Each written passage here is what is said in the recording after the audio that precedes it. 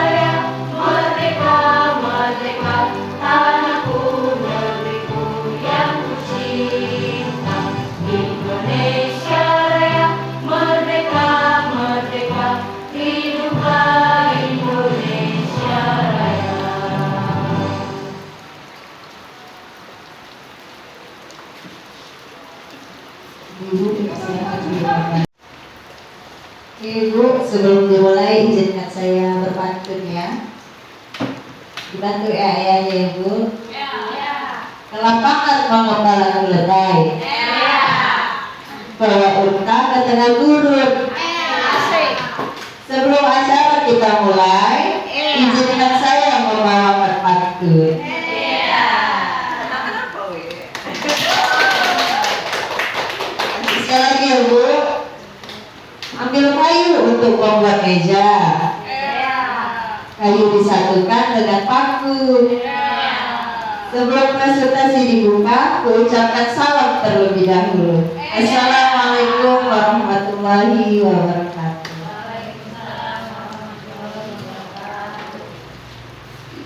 Ibu-ibu, di sini saya mau kita SPD dulu ya Bu. berdiri sebentar.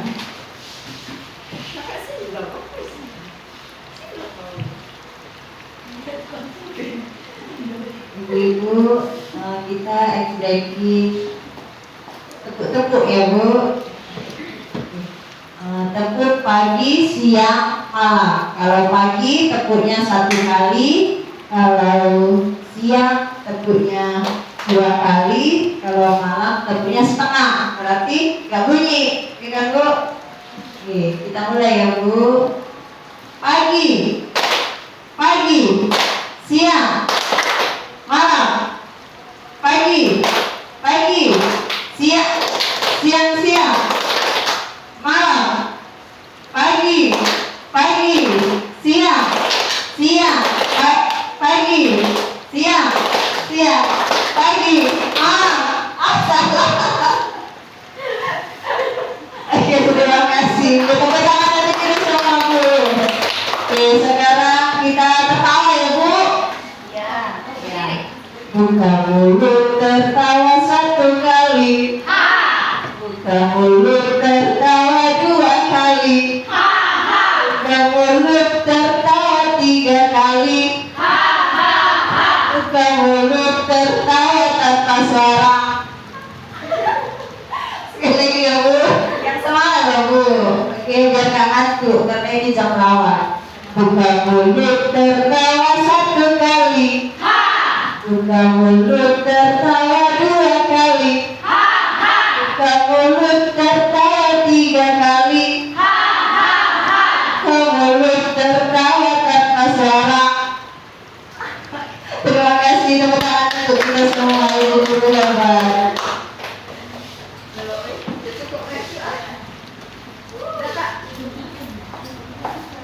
Assalamualaikum warahmatullahi wabarakatuh. Selamat siang bagi kita semua. Yang terhormat Ibu Kepala Sekolah dan Ibu Guru yang hadir pada hari ini. Sebelumnya saya ingin mengucapkan terima kasih kepada Ibu Kepala Sekolah karena berkat beliau acara ini dapat terlaksana.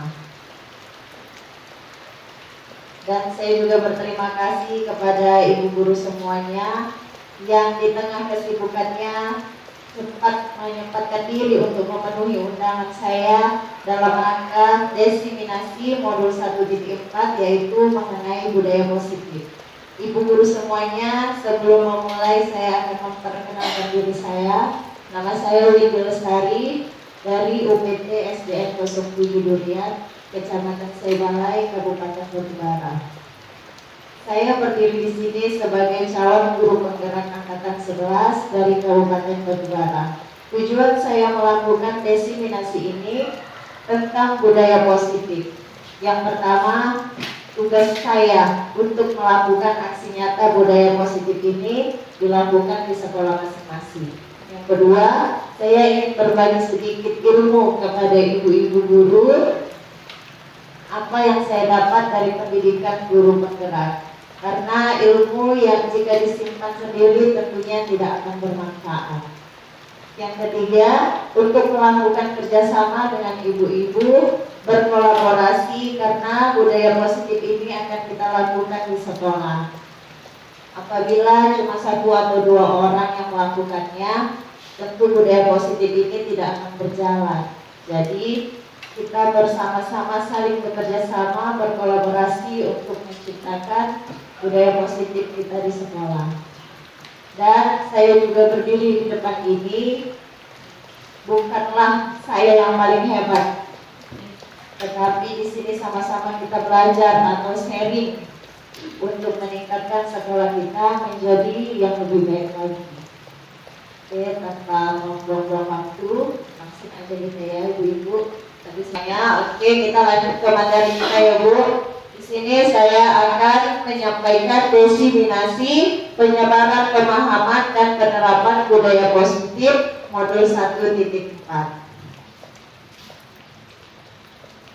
Sebelum kita masuk ke materi, saya ingin menjelaskan sedikit tentang konsep pendidikan menurut Ki Hajar Dewantara, melibatkan pengakuan akan pentingnya budaya dan lingkungan positif di sekolah. yang menempatkan murid sebagai fokus utama dalam konsep Dewantara. Pendidikan bukan hanya tentang mentransfer pengetahuan, tetapi juga mencakup pembentukan karakter dan pengembangan potensi setiap murid. Oleh karena itu, menciptakan budaya dan lingkungan yang mendukung, inklusif, dan memberdayakan di sekolah menjadi kunci untuk mewujudkan pendidikan yang diinginkan. Inilah Bapak Ibu, Ibu-ibu ya, menurut Ki Hajat Dewantara, Bapak pelopor pendidikan kita. Konsep inti budaya positif inilah yang akan saya jelaskan kepada ibu-ibu semua. Sebenarnya saya belajar ini di program guru penggerak itu selama 2 minggu, tapi saya akan menyampaikan sama ibu-ibu kurang lebih 1 jam. Jadi hanya garis-garis besarnya aja ya Bu. Yang pertama yaitu perubahan paradigma belajar, yang kedua disiplin positif, yang ketiga nilai-nilai kebajikan, yang keempat kebutuhan dasar manusia, yang kelima motivasi perilaku manusia, yang keenam posisi kontrol guru, ketujuh keyakinan kelas, dan yang kedelapan segitiga restitusi.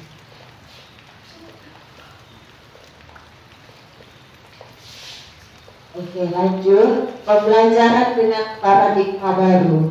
Pembelajaran dengan paradigma baru merupakan pembelajaran yang dirancang berdasarkan prinsip belajar berdiferensiasi, sehingga peserta didik belajar sesuai kebutuhannya berdasarkan tahap perkembangan sesuai teori psikologi modern untuk mewujudkan profil pelajar Pancasila.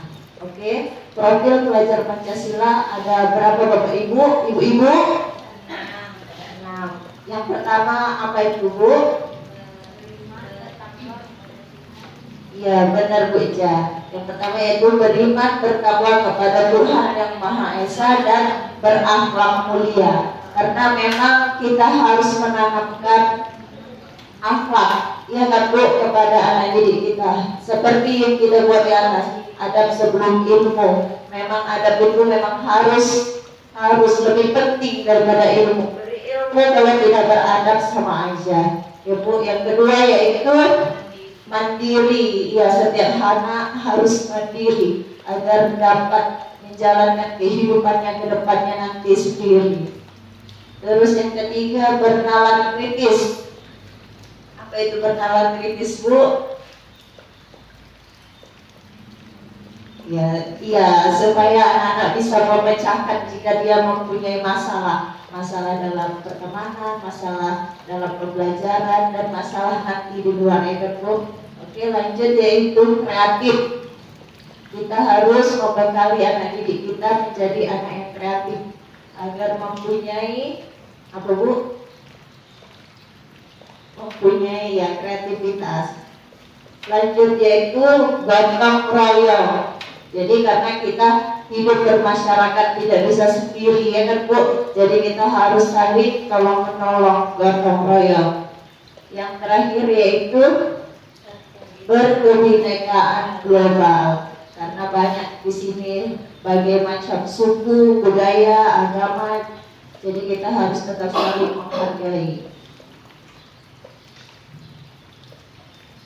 Oke, inilah dia Bu, miskonsepsi tentang teori kontrol. Ilusi guru mengontrol murid. Yaitu ilusi bahwa semua penguatan positif, efektif, dan bermanfaat. Ilusi bahwa kritik dan membuat rasa bersalah mampu menguatkan karakter.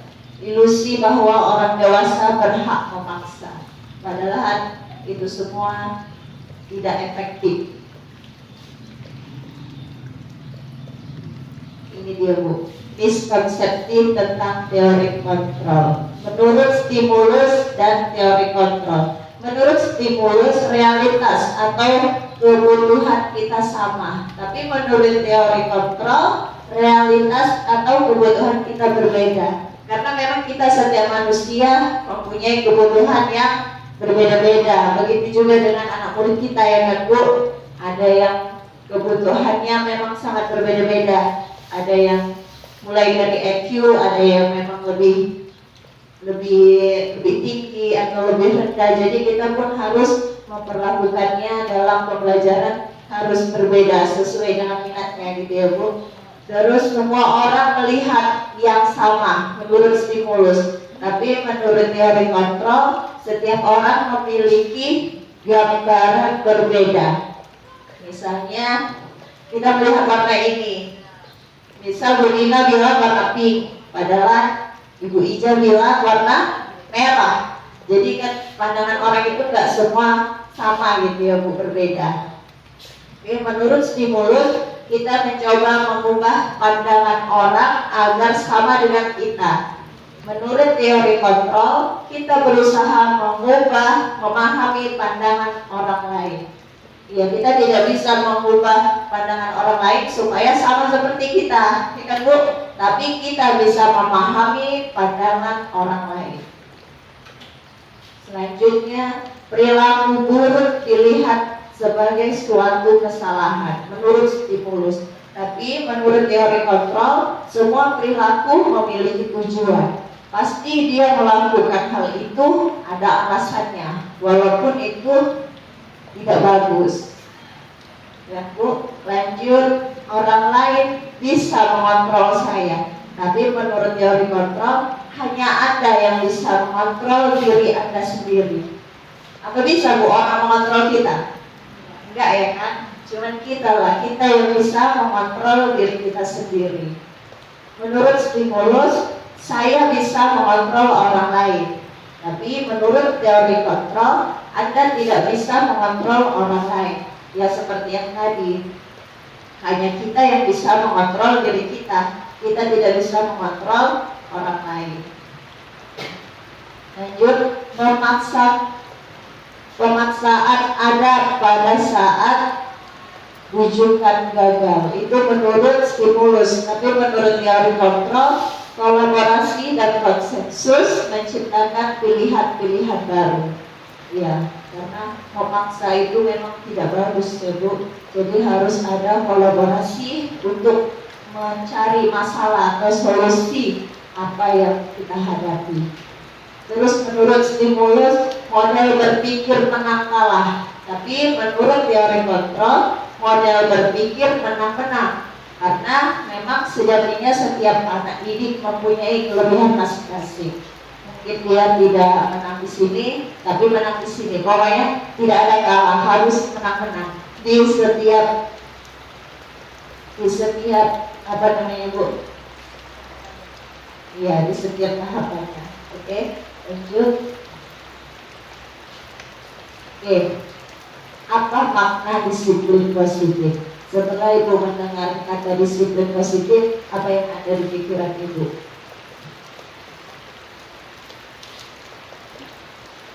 Ada Bu, disiplin positif.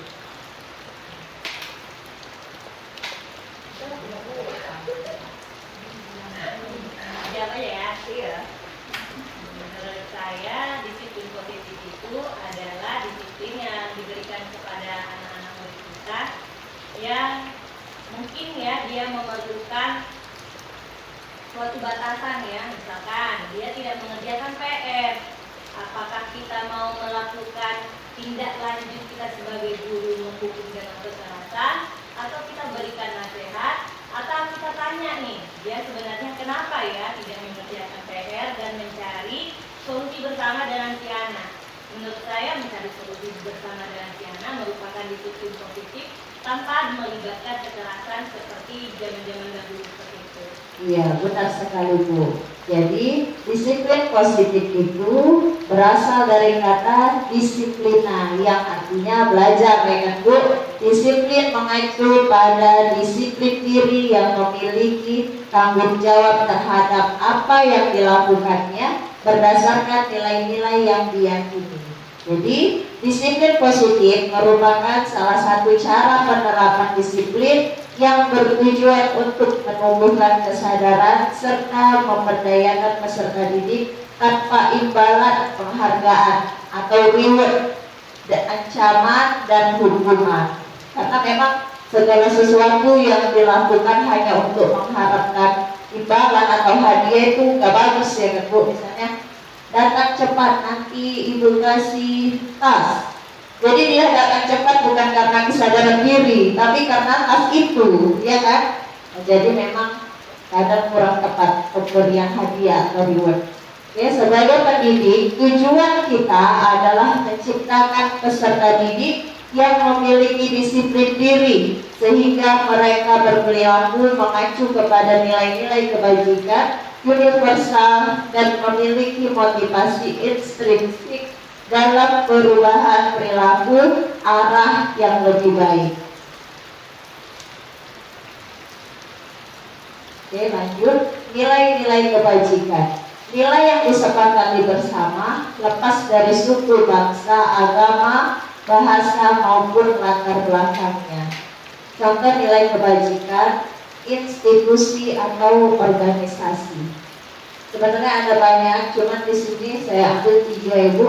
Yang pertama, profil pelajar Pancasila. Yang kedua, Ibu Primaries Program atau PIEV. Yang ketiga yaitu keterampilan hidup atau life skill. Profil pelajar Pancasila: beriman dan bertakwa kepada Tuhan Yang Maha Esa dan berakhlak mulia, kebinekaan global, gotong royong, mandiri, kreatif, dan bernalar kritis.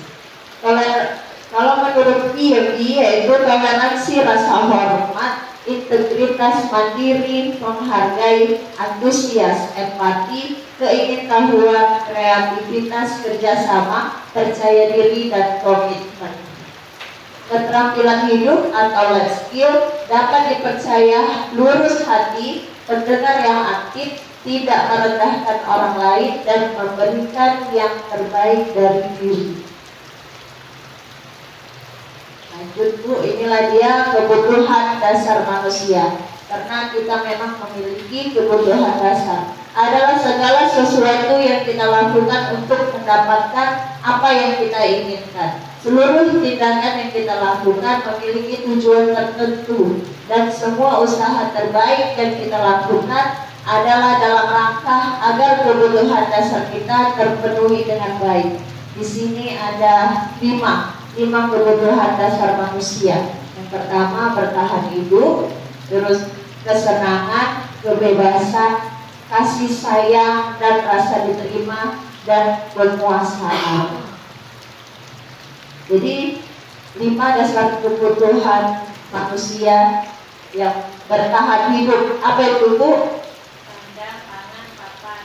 Ya, kandang, pangan yaitu makanan, pakaian, tempat tinggal, keamanan, dan kesehatan.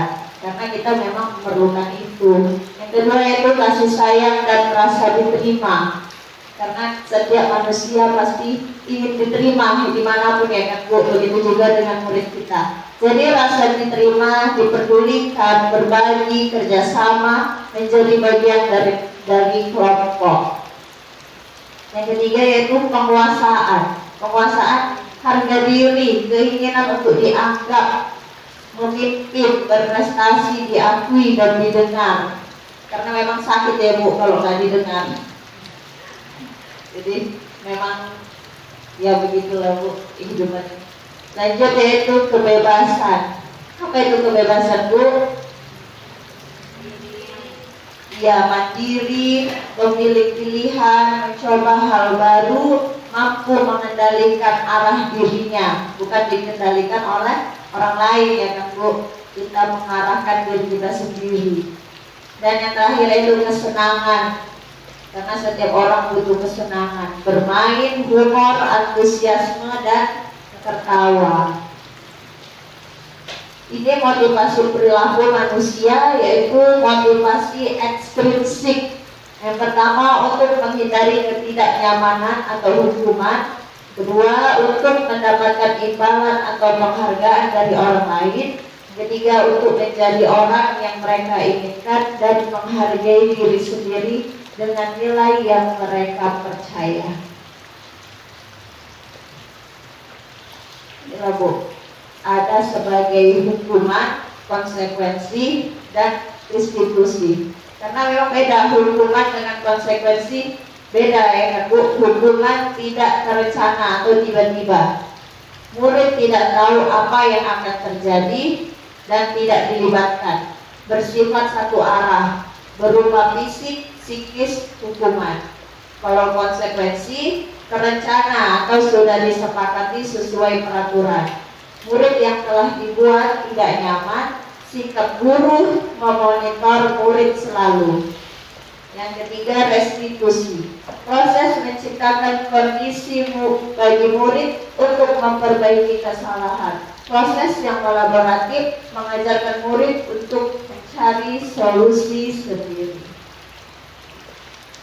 Lanjut, inilah Bu, 5 posisi kontrol guru. Ini 5 posisi kontrol kita sebagai guru. Yang pertama penghukum, yang kedua pembuat rasa bersalah, yang ketiga teman, yang keempat pemantau, yang kelima manajer. Jadi menurut Ibu, dari 5 posisi kontrol guru, mana yang paling efektif kita gunakan di kelas dan yang paling sering? Hukum. Iya, sebenarnya manajer, tapi memang agak sulit melakukan itu ya kan Bu. Terkadang kita sering menghukum, ya kan Bu Fitri? Sebagai menghukum atau membuat rasa bersalah, padahal itu memang sangat tidak efektif. Oke, lanjut kita lihat ya Bu.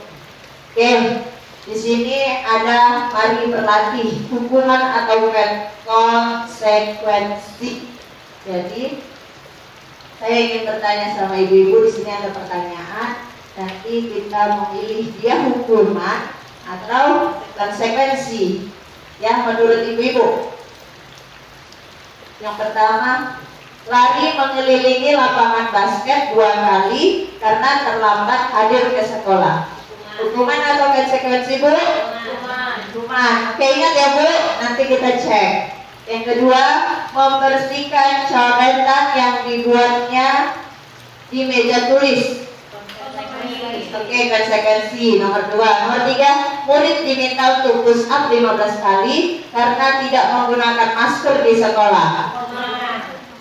Ada konsekuensi, ada hukuman. Oke, kita lihat nanti ya Bu. Lanjut, menggantikan kertas tugas teman yang telah dicoret-coret. Konsekuensi. Lanjut, berjemur di lapangan basket pukul 12 siang karena mengobrol dengan teman. Hukuman. Selanjutnya, murid diminta bertelanjang kaki sepanjang hari karena tidak menggunakan sepatu warna hitam sesuai peraturan sekolah. Ada hukuman, ada konsekuensi. Nanti kita jadi. Oke, ada konsekuensi. Lanjut, berdiri di depan kelas sambil mengangkat kaki 1 karena tidak bisa menjawab pertanyaan. Hukuman. Oke, kita cek sama-sama ya Bu. Inilah jawabannya. Jangan pilih yang benar semua Bu. Yang pertama hukuman, yang kedua konsekuensi, yang ketiga hukuman, yang keempat konsekuensi, yang kelima hukuman, keenam hukuman, dan ketujuh hukuman. Oke, teman-teman sendiri kita sendiri. Terima kasih Bu. Kadang susah memang membedakan ya kan Bu, mana hukuman, mana konsekuensi. Oke, contoh penerapan 5 posisi kontrol. Di sini ada kasus Bu. Ada kasus siswa tidak memakai atribut lengkap saat upacara bendera. Ini posisi kontrol kita sebagai penghukum, hormat bendera selama 1 jam. Tapi kalau kita sebagai pembuat rasa bersalah, tadi kan 5 ya Bu, penghukum, membuat rasa bersalah, berapa kali Bapak atau Ibu beritahu kamu selalu mengecewakan Ibu. Ibaratnya kita membuat dia bersalah gitu ya kan Bu. Lanjut. Ini kalau kita sebagai teman, ayo dong ikuti aturan sekolah, tolong bantu Bapak Ibu ya. Sekali ini ya sudah tidak apa-apa, lain kali jangan sampai berbuat seperti ini lagi ya. Itu kalau kita sebagai teman. Kalau sebagai pemantau, kamu sudah melanggar peraturan sekolah. Kamu tahu konsekuensinya. Setelah selesai upacara, kamu beli atributnya ke koperasi sekolah dan jangan mengulanginya lagi. Itu kalau sebagai pemantau. Dan sebagai manajer, apakah kamu tahu kesalahanmu? Kira-kira bagaimana kamu memperbaiki kesalahan kamu? Itu sebagai manajer. Jadi menurut Ibu mana yang lebih tepat? Manajer ya Bu.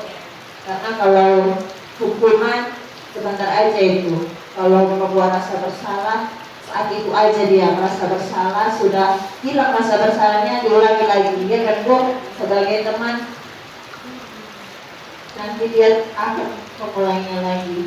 Oke, jadi di sini saya mau bertanya sama ibu lagi, posisi kontrol, apakah aku jika saya menjawab seperti ini, saya kecewa sekali dengan kamu. Dan termasuk posisi kontrol yang mana Bu? Rasa bersalah. Iya, membuat rasa bersalah. Lanjut. Ini posisi kontrol, apakah kamu tidak pernah mendapatkan nilai jika tidak mengerjakan tugas. Dan termasuk yang mana Bu? Hukuman, membuat rasa bersalah, teman. Lagi, kita balik. Nih, hukuman, membuat rasa bersalah, teman, pemantau atau manajer. Pemantau ya Bu. Ya, lanjut, kita balik. Oke. Sini ada keyakinan kelas. Kita setiap di kelas kita pasti punya keyakinan kelas ya Bu, keyakinan dan peraturan kelas. Jadi mengapa keyakinan kelas? Kenapa bukan peraturan kelas? Kenapa Bu kita buat keyakinan bukan peraturan? Kalau menurut saya Bu, kalau peraturan banyak di stigma kita, termasuk anak-anak ya. Oke, terima kasih atas kesempatannya Ibu Windy. Lalu menurut saya, kenapa keyakinan bukan peraturan ya? Kita tahu bahwasanya manusia punya sifat dasar yang cenderung melanggar peraturan, karena peraturan sifatnya mengikat, dan kalau ada peraturan itu otomatis ada hukuman.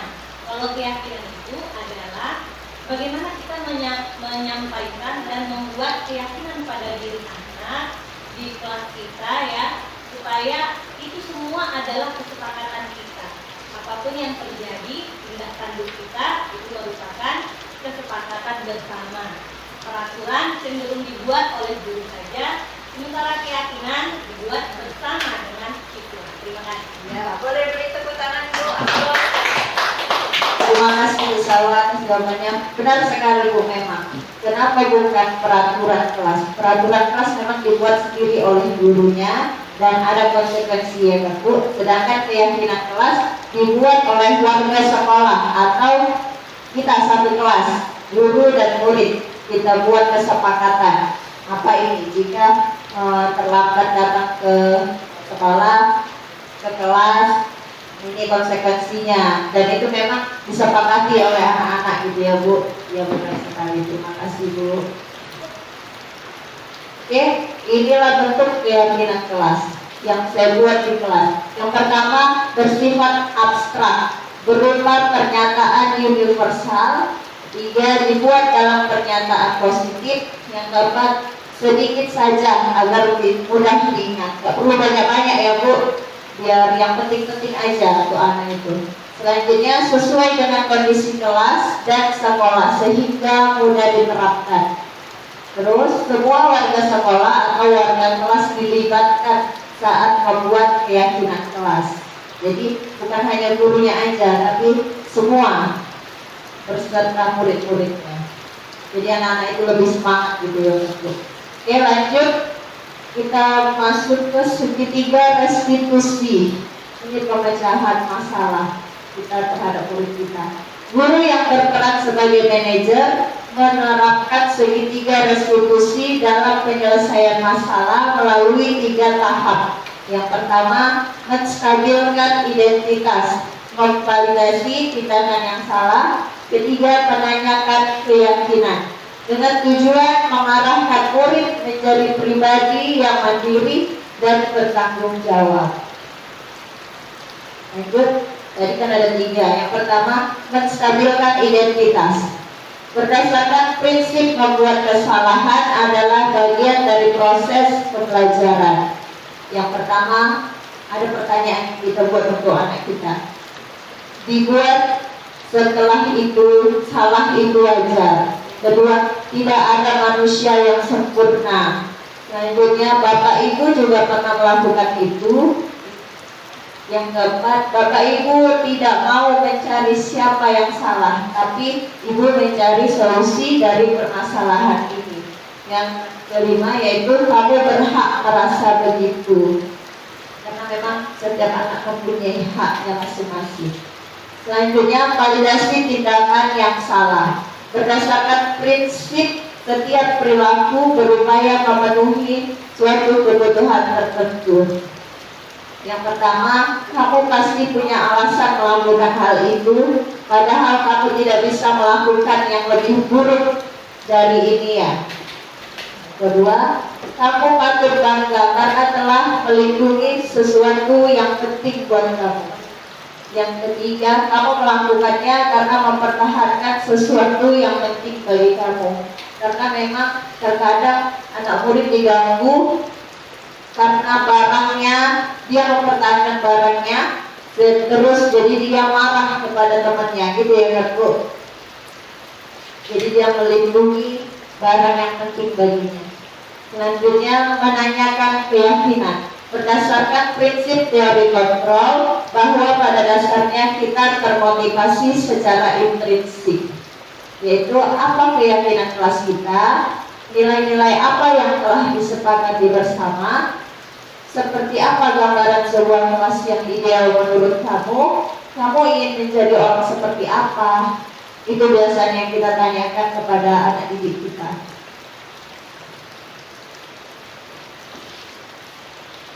Mungkin presentasi saya sampai di sini Bapak Ibu, tapi sebelumnya saya akan membacakan kesimpulan saya. Dalam penerapan program disiplin positif, hendaknya guru memiliki standar kepribadian, profesional, dan sosial yang baik, di mana guru mampu merefleksikan dirinya dalam posisi kontrol saat ini.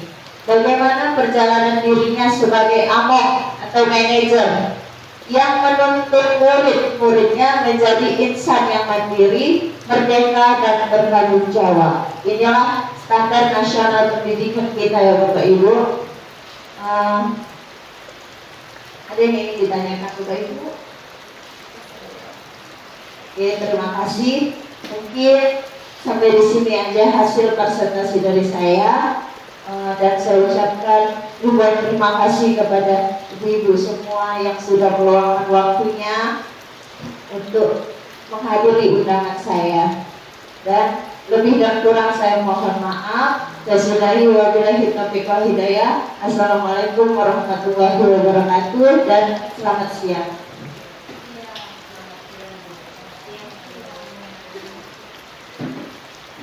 Kayaknya nggak ada satu jam lagi kecil.